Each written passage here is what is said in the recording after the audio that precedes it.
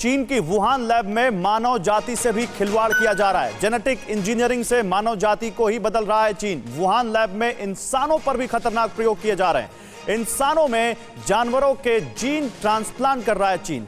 Next generation war के लिए इंसानों के डीएनए से खिलवाड़ किया जा रहा है। नेक्स्ट जनरेशन वॉर मतलब जेनेटिक संरचना में बदलाव करके ऐसे सुपर सोल्जर बनाना जो इंसानी ताकत, जो एक नॉर्मल इंसानी ताकत है जिसकी एक अपनी हद होती है, उस हद को तोड़कर उनको बहुत ज्यादा ताकतवर बनाना, उनकी जो नेचुरल जो इंस्टिंक्ट्स है उनमें बदलाव करना, यानी भूख कम, प्यास कम लगना, उनमें ताकत और बहुत ज्यादा बढ़ जाना, उनसे कई घंटों लगातार काम लिया जा सकना, ये तमाम खिलवाड़ कर बदलाव करने की कोशिश में है चीन। आइए आपको बताते हैं कि जेनेटिक इंजीनियरिंग होती क्या है, जेनेटिक इंजीनियरिंग है क्या। देखिए, डीएनए जो होता है जीव का, उसको बदलने की प्रक्रिया कहलाती है जेनेटिक इंजीनियरिंग। अधिक डीएनए का सीधा हेरफेर बॉडी के सेल्स ठीक करने और बदलने की प्रक्रिया से जुड़ा होता है। सिस्टिक फाइब्रोसिस या फिर डायबिटीज जैसी बीमारी पर काम करने की, जो बॉडी के सेल्स ठीक करने के और उनकी बदलने की प्रक्रिया, या फिर जो डायबिटीज जैसी बीमारी हो गई, या फिर सिस्टिक फाइब्रोसिस, या इन सभी बीमारियों पर काम करना, जल्दी से अगर चोट लगती तो जल्दी ठीक हो जाना, बहुत जल्दी बीमारी से उबरना, लंबे समय तक किसी जीव को जिंदा रखना ताकि उसके अंदर, क्योंकि जेनेटिक इंजीनियरिंग करके उसकी जीन्स में बदलाव किया गया है, डीएनए बदलकर किसी भी जीव को आक्रामक बनाना, मैंने जैसा आपको बताया नेचुरल इंस्टिंक्ट में ही चेंज कर देना, किसी भी जीव का क्लोन बनाना, ये सारी साजिशें चाइना कर रहा है। आप बताइए गुरमीत सर, क्योंकि आप तो बहुत अच्छे से समझते हैं ना, चाइना हर वो काम करता है जो दुनिया करने के लिए मना करती है और ये रिपोर्ट्स बताती हैं। अब इस रिपोर्ट के आने के बाद आप क्या कहेंगे? बायोलॉजिकल वेपन प्रोग्राम में पूरी तरह से है। 1993 से ही इस वायरस की रिसर्च पे लगा हुआ था और 2015 में तो उनके जो डॉक्यूमेंट स्टेटमेंट है उससे बिल्कुल क्लियर पता चलता है कि जो पीएलए के साइंटिस्ट हैं, जो टेक्नीशियंस हैं, वो इसको बायो वेपन में चेंज करने में लगे हुए थे और उनका तो मकसद बिल्कुल क्लियर था कि किस प्रकार से टारगेट देश का जो हेल्थ सिस्टम है उसको किस प्रकार से कोलैप्स किया जाए। और देखिए, चाइना के अंदर में 12 ऐसी संस्था हैं, फैसिलिटीज हैं जो गवर्नमेंट कंट्रोल्ड हैं और 30 ऐसी हैं जो पीएलए के नीचे में काम करती है। उनका सबका काम यही है कि किस प्रकार से बायो वेपन को बनाया जाए, उसको स्टोर किया जाए, उसके अंदर रिसर्च किया जाए और तैयारी की जाए।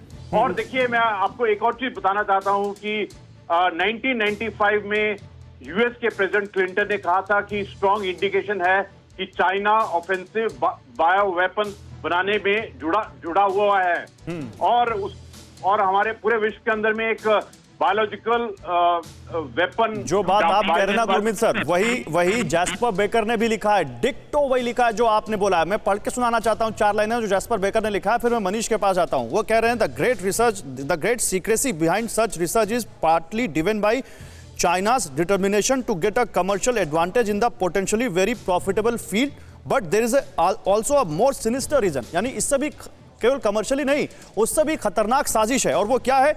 Much of the work is supervised by the People's Liberation Army, यानी चीन की सेना सब इनमें अधिकतर चीजों पर नियंत्रण रखती है, which closely monitors 2 areas, any gene modification that can create better soldiers, यानी कुछ जीन में ऐसा बदलाव करना जो और ज्यादा बेहतर उनके लिए लड़ने वाले सिपाही बना सके, सोल्जर बना सके, और दूसरा micro organism that can be gene edited to make new biological weapons to which people have no defences, यानी ऐसे बायो वेपन बनाना जिनका लोगों के पास कोई अभी तक जवाब ही नहीं है। तो कोरोना को उस रूप में क्यों ना देखें मनीष? नहीं, ये बात बिल्कुल आपकी सही है। और देखिए, कोरोना को लेकर वुहान लैब का प्रयोग की कीमत तो आज पूरी दुनिया चुका ही रही है। दरअसल मेरी चिंता दूसरी बात को लेकर है। वुहान लैब आज की तारीख में दुनिया भर के वैज्ञानिकों के लिए एक तरह का ग्वांतानामो सेल बन चुका है। हमने देखा कि किस तरह से अमेरिका के NIH या पेंटागन फंडिंग करते हैं ताकि वुहान लैब में तमाम तरह के प्रयोग हो सके। हमारे एक्सपर्ट्स बता भी रहे हैं कि वैसे तो प्रयोग दुनिया भर में होते हैं, लेकिन जो प्रयोग कहीं और नहीं हो सकते हैं, जो प्रयोग की मान ही नहीं है, यानी कि अगर मानव का क्लोन बनाना हो, मानव के जीन में चेंज करने की बात हो, तो जो हॉलीवुड में हम साइंस फिक्शन देखते थे और जिसमें इस तरह का प्रयोग होने पर एक मॉन्स्टर तैयार होता था, चीन के लैब में इस तरह के मॉन्स्टर एनिमल्स तैयार किए जा रहे हैं, चीन के लैब में इस तरह के मॉन्स्टर ह्यूमन तैयार किए जा रहे हैं, और सबसे बढ़कर चीन के लैब में इस तरह के मॉन्स्टर वायरस तैयार किए जा रहे हैं। कोरोना तो उसका एक एग्जाम्पल है, लेकिन लगातार वहां लैब में ये सब कुछ हो रहा है और दुनिया भर के तमाम बड़े बड़े वैज्ञानिक भी कोरोना जैसे वायरस पर रिसर्च करने के लिए वुहान जाते हैं।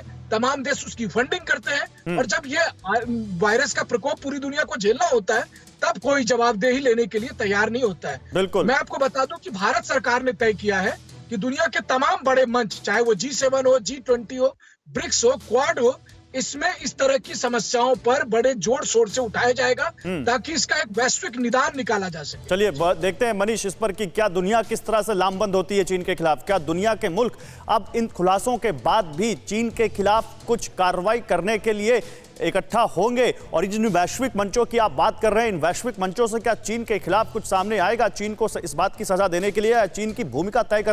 परवाह देश की, सोमवार से शुक्रवार रात 10 बजे TV9 भारतवर्ष पर।